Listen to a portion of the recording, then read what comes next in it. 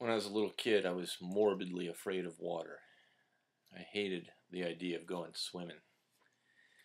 I don't know how it started, but as long as I can remember, to my earliest memories, when I'd get around a swimming pool, I'd just get sick to my stomach. And growing up in the Midwest, people were going to the public pools and having pool parties in their backyards, and I spent my childhood making up stories and lies so that I wouldn't have to go to these parties. Now, my parents divorced when I was about 3 years old, and I didn't really have a whole lot to do with my dad.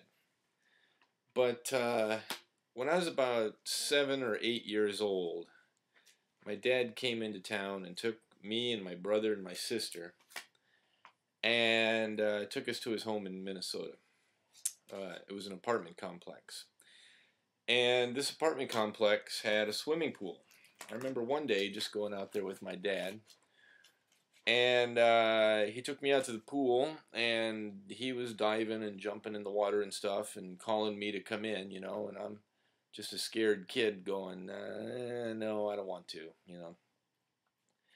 And my dad, being the class act that he was, just started razzing me and teasing me about, oh, every boy needs to know how to swim and get your butt in here, blah, blah, blah. But, I never did. I just sat on the side of the pool and I just wouldn't go in. It made my father really angry. So, the years went by and I never did anything about it. I never told anybody I couldn't swim. I got to be a little embarrassed about it as the years went on. And, right up until I was 23 years old, I still didn't know how to swim. But I was 23 and I moved into this one apartment that had a little swimming pool. And I remember walking by it and seeing all the, the shimmery ripples in the pool there and thinking to myself, come on. How much longer are you going to do this, I mean, are you just going to be afraid your whole life? And yet, I had to admit that I was like too embarrassed to ask anybody for help. I was 23 years old. I didn't know how to swim. So I decided that over this summer, at this apartment in Kansas City, I would figure it out myself. And here is the program that I set up for myself. I said, okay, every day when I come home from work, I am going to get in the pool. And I don't care how little I do. I have to get in the pool every day, and I have to do more than the day before. And literally, the first day, I sat on the step going into the pool, just the top step. My heart was beating like a rabbit's, and it was like I counted to 10, and I got the heck out. That was it. That's enough for one day. The next day, get home from work, go to the pool, sit on the step for 20 seconds. Fine, I'm out. It's just the way I had to do it. Next day, 30 seconds. The next day, I get down on the second lowest stair, 10 seconds. A few more days go by, I'm down sitting on the lowest stair. Water, up to here. Starting to hyperventilate. Still, I would do more than the day before, and then get out. When a couple of weeks go by, I'm walking out into the pool, and I'm going where it's a little deeper, and the water's coming up to the high part of my chest, and then it was like a big day on the day that I splashed my face in the water. I mean, that was like enough to cause nausea, and I just was like, I'm getting out of this pool right now. But I kept doing it every day. Next day I'd go back, I'd splash my face in the water again, but this time I would do it twice. Or the next time I would keep my face in the water for 5 seconds. It was like all I could do to suppress panic. But a funny thing happened. After about 6 weeks, I had conquered the fear. And I could just jump in, go to the bottom of the pool, do somersaults, go under and stay under, and the fear was gone. I had licked it.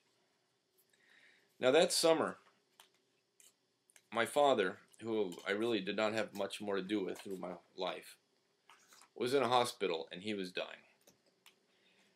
He was actually in line to have some surgery done on his lungs. Apparently something, he had suffered some damage to his lungs as a young man on a farm, back in the 50s when there was all sorts of crazy chemicals used. And it had caught up with him. I wasn't entirely clear on what was going on, but my mother called me and she said, your father's in bad shape and maybe you want to go make peace with him, in case something, in case the worst happens. So I call him up and, we're doing initial chit-chat, getting to know each other again. But now a question, comes to me. And it's like, what am I going to do? Am I going to tell my dad that I just learned how to swim? Because I was really proud of what I had accomplished, And every guy wants his dad to be proud of him. And I thought, well, should I tell him what I've done? Would he be proud of me? Or would he berate me again, for waiting until I was 23? I'm basically being dominated by fear for all my life, right? So I just didn't know if I should tell him or not. And, in the end, I decided I'm not going to tell him. And I didn't. And a few days later, my father passed away. While I'm getting ready for the funeral, I remember tying my tie, getting dressed. My mother steps into the room, and I told her that whole story. And she said, "Oh, you should have told him. You should have told him." And I said, "Why? Why should I have told him?" And my mother said, "Well, do you know how old your father was when he learned how to swim?" No. She said he was 23 years old. We had just gotten married, she said, and we moved to a place that had a pool. And he was so angry at himself for not knowing how to swim at 23 that he took himself out there every day and he taught himself how to swim. True story.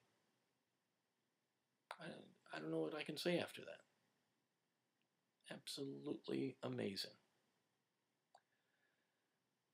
But I guess if there's one thing I would take away from that story, and I want to share with all of you, it's that if you've got something to say to somebody, you should say it. And don't be afraid. Because you never know what gets revealed when you tell somebody what's on your mind. This is Depot Dad saying I've got more stories, so keep coming back. I'll see you.